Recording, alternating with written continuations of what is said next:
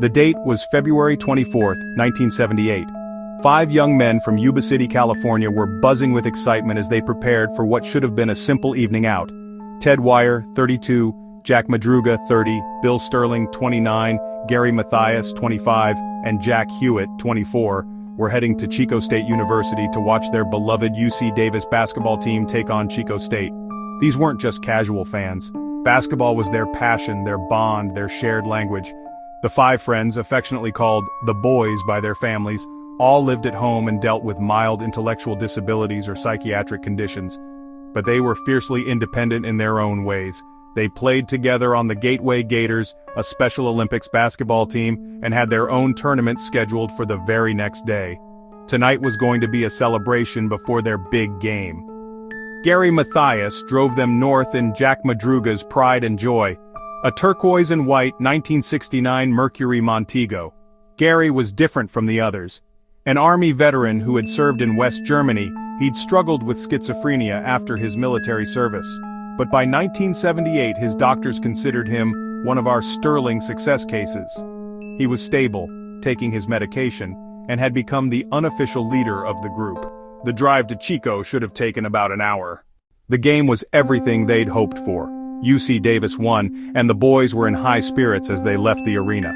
Around 10 p.m., they stopped at Bears Market, just 3 blocks from the university. The store clerk, annoyed because they arrived just as she was closing, watched them purchase snacks, sodas, and chocolate milk for the drive home. She remembered them well, 5 grown men acting like excited children, talking animatedly about the game.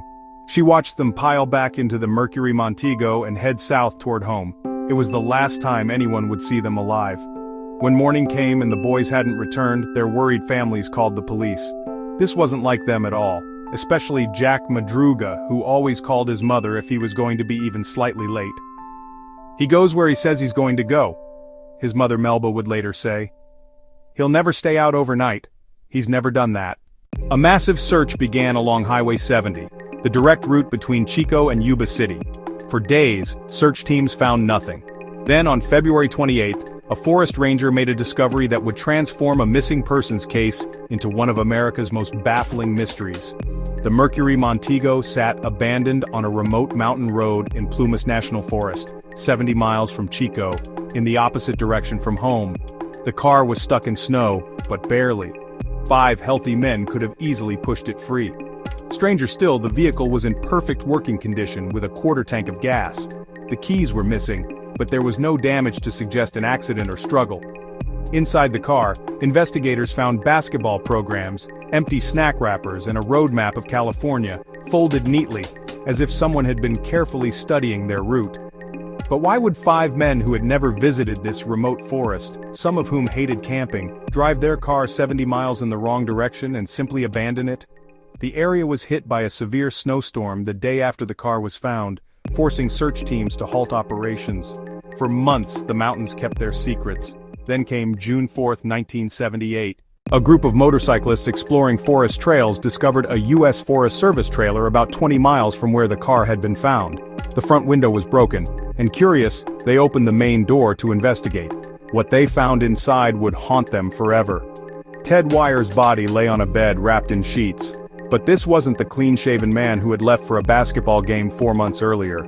Wire had grown a long, scraggly beard and was painfully thin. He had lost nearly 80 pounds. His feet were severely frostbitten, wrapped in cloth and paper from magazines found in the trailer. The most disturbing detail? The trailer was stocked with supplies. There were military MREs, canned food, propane for heat, and even extra blankets. Wire had spent up to 3 months slowly starving and freezing to death while surrounded by everything he needed to survive. He had opened some cans but left most of the food untouched. The propane tank remained unused, despite the freezing temperatures.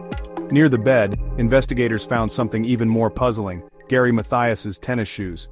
The only man with actual military survival training had left his shoes behind, possibly taking Ted's larger boots for his frostbitten feet. But where was Gary? Within days, search teams found the remains of Jack Madruga, Bill Sterling, and Jack Hewitt scattered within 2 miles of the trailer. Wild animals had gotten to them, but it was clear they had died months earlier from exposure. Yet Gary Mathias was nowhere to be found. Despite extensive searches, not a trace of him has ever been discovered. The case earned its nickname as America's Dyatlov Mystery because of its eerie parallels to the famous 1959 incident in Russia's Ural Mountains, where 9 experienced hikers died under mysterious circumstances after abandoning their tent in freezing conditions. Like the Russian hikers, the Yuba County Five had inexplicably fled from safety into a deadly wilderness, leaving behind all logic and survival instinct. But what drove 5 men to abandon their perfectly good car and walk miles into a frozen forest? Why did Ted Wire starve to death surrounded by food? What happened to Gary Mathias? And perhaps most haunting of all, why did men who were supposedly mentally limited make such careful preparations to reach this remote location, as evidenced by the pristine condition of their car's undercarriage and the neatly folded map? Theories have ranged from a drug deal gone wrong, to alien abduction, to simple panic after getting lost. Some believe the men encountered someone who forced them from their car at gunpoint.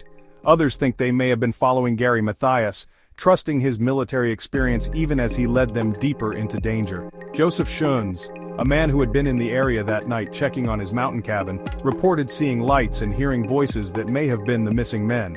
He claimed to have called out for help after his car got stuck, only to watch the lights suddenly disappear, as if someone had deliberately extinguished them. 47 years later, the mystery of the Yuba County Five remains unsolved. It stands as one of the most perplexing cases in American criminal history, a reminder that sometimes the most ordinary evening can transform into an extraordinary nightmare, leaving behind only questions that may never be answered. The forests of Northern California still guard their secrets, and somewhere among those trees, the truth about 5 friends who simply wanted to watch a basketball game remains buried in the darkness. What do you think happened? Comment down below, like, and subscribe for more content like this.